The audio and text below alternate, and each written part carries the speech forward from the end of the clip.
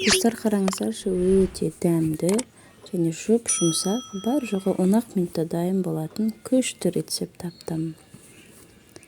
Ол үшін барлық сосискаларымызды осылай шығарып аламыз және әр қайсын осылай ортасынан 2 бөлікке бөліп шығамыз.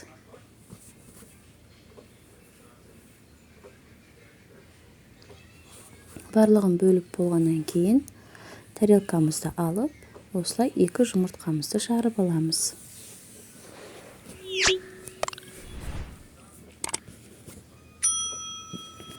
Содан кейін үстіне шым-шым тұзымызды саламыз. Және кішкене паприка қосып жібереміз. Барлығын вилкамыздың көмегімен араластырып шығамыз. Одан кейін сосискамызды алып, ең бірінші жұмыртқамызға аунатамыз. Одан кейін ұнымызға аунатып шығамыз. Және қайтадан жұмыртқамызға аунатып, ұнымызға аунатып,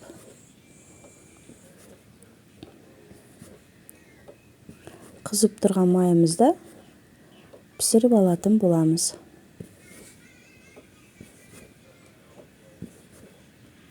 Мінекей достар, біздің өте дәмді сосискаларымыз дайын болды. Сосисканың өзін ғана жегенше осылай дәмдірек қып жасап жесеңіздер болады. Өте оңай, әсіресе балаларыңызға жасап дайындап берсеңіздер болады. Менің рецептім ұнады деген үміттемін.